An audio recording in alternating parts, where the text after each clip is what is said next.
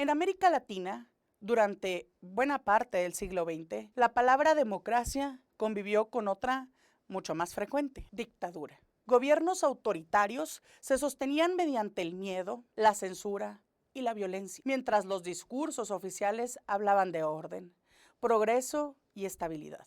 En ese contexto, disentir no era un derecho, sino un riesgo. Y para las mujeres, ese riesgo era doble: por desafiar al poder político y por romper el mandato social que las quería sumisas, calladas y confinadas al espacio privado. La República Dominicana vivía bajo uno de los regímenes más crueles de la región, la dictadura de Rafael Leónidas Trujillo. Durante más de 3 décadas, el país estuvo sometido a un sistema de control absoluto donde la vigilancia, la represión y el culto a la personalidad eran parte de la vida cotidiana.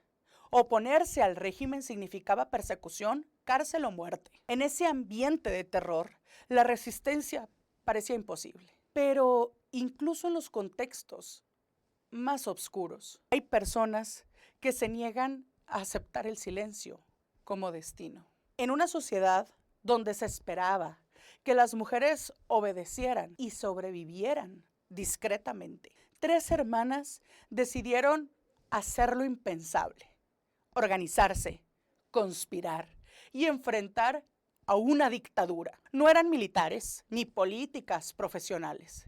Eran mujeres conscientes de que la dignidad también es una forma de lucha. Eran las hermanas Mirabal. Esto es Forjadoras de la Democracia, un viaje por la vida de grandes mujeres que impulsaron la igualdad, la conquista de derechos y la participación de las mujeres en la vida política.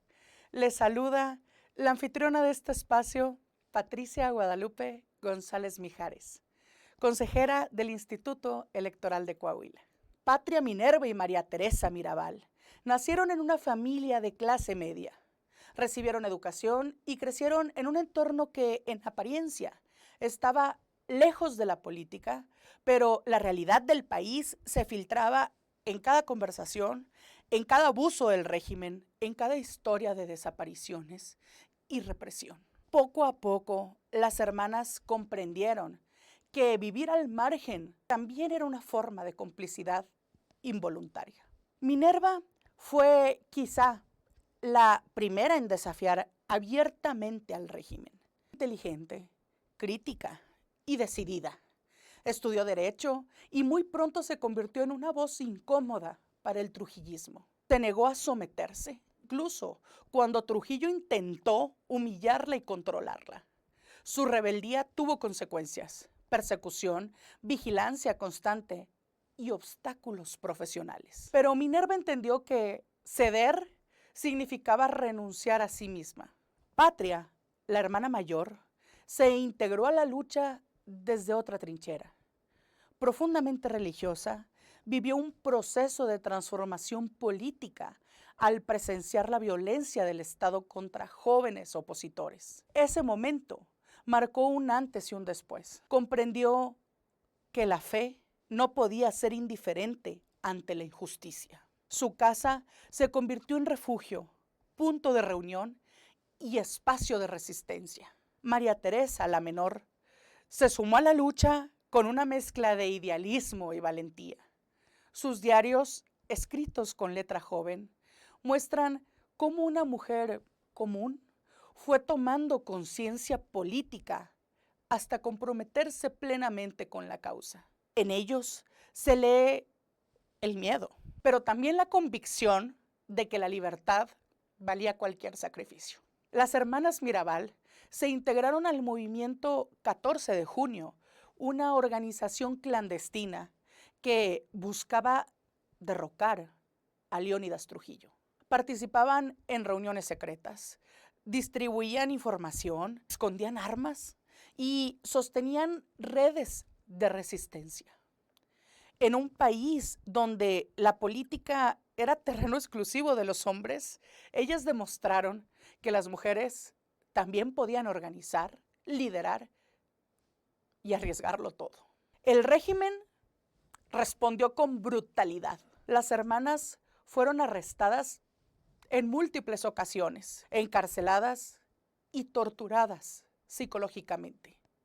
Se les vigilaba, se les amenazaba y se intentaba quebrarlas emocionalmente atacando a sus familias. El mensaje era claro: una mujer que desafiaba al poder debía ser castigada de manera ejemplar. A pesar de ello, las Mirabal no se rindieron. Sabían que su lucha no era solo contra un dictador, sino contra un sistema que sostenía su poder mediante el miedo. Cada acto de resistencia, por pequeño que pareciera, era una grieta en la estructura autoritaria. Su valentía comenzó a inspirar a otras personas dentro y fuera del país. El 25 de noviembre de 1960, Patria, Minerva y María Teresa fueron brutalmente asesinadas por agentes del régimen, quienes intentaron presentar el crimen como un accidente, pero nadie lo creyó. Su asesinato marcó un punto de quiebre. La indignación fue tan profunda que aceleró la caída de la dictadura meses después. Lejos de silenciar la resistencia, su muerte la multiplicó. Las hermanas Mirabal se convirtieron en símbolo de lucha contra la opresión y de la capacidad de las mujeres para enfrentarse al poder más violento.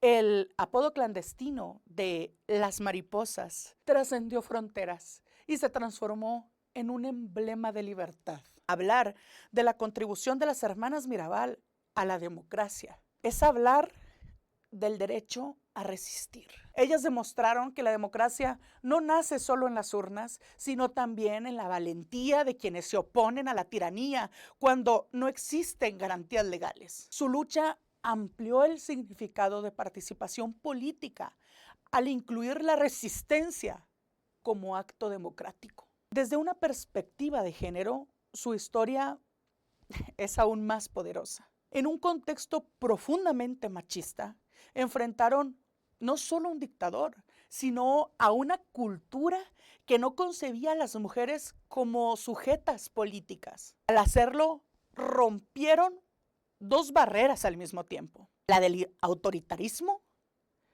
y la del patriarcado. El ejemplo de las hermanas Mirabal ha inspirado movimientos concretos en distintas regiones del mundo. En América Latina, su historia ha sido retomada por organizaciones feministas y de derechos humanos en países que han enfrentado dictaduras o regímenes autoritarios como Argentina, como Chile y Guatemala, donde colectivos de mujeres han vinculado la memoria de las Mirabal con las luchas por la verdad, la justicia y la no repetición tras la violencia estatal. En México, su figura es una referencia constante en marchas y campañas contra los feminicidios y la violencia política de género, recordando que la agresión contra mujeres que participan en lo público no es un fenómeno aislado, sino un patrón histórico que debe ser enfrentado colectivamente. El legado de las hermanas Mirabal trascendió la historia dominicana. En 1999, la Organización de las Naciones Unidas declaró el 25 de noviembre como el Día Internacional de la Eliminación de la Violencia contra la Mujer en su memoria. Su lucha se convirtió en una causa global. Desde entonces, ese día se ha convertido en un punto de articulación global para campañas como los 16 días de activismo, que se desarrollan en países de América, de Europa, África y Asia, donde mujeres defensoras de derechos humanos denuncian la violencia política, doméstica y estructural. En lugares tan distintos como España, India o Sudáfrica, el nombre de las Mirabal aparece en discursos, materiales educativos y movilizaciones como símbolo de resistencia femenina frente al poder autoritario. Su legado demuestra que una lucha local puede transformarse en una causa universal cuando encarna valores compartidos de dignidad, valentía y democracia. Hoy, su historia nos recuerda que la democracia no se defiende sola y que las mujeres han estado en la primera línea de esa defensa, incluso cuando el costo fue la vida. Las Mirabal no buscaron ser heroínas, buscaron justicia y al hacerlo, cambiaron la historia. Las hermanas Mirabal nos enseñaron que el silencio nunca es neutral y que la dignidad puede ser una forma de resistencia política. Su ejemplo sigue vivo en cada mujer que niega vivir con miedo y en cada sociedad que decide no normalizar la violencia. Esta fue la historia de las hermanas Mirabal. Si quieres seguir conociendo a las mujeres que enfrentaron al poder para abrir caminos hacia la democracia y la igualdad, acompáñanos en los siguientes capítulos de este podcast, Forjadoras de la Democracia. Se despide con gusto la consejera electoral de Coahuila, Patricia Guadalupe González Mijares. Muchas gracias.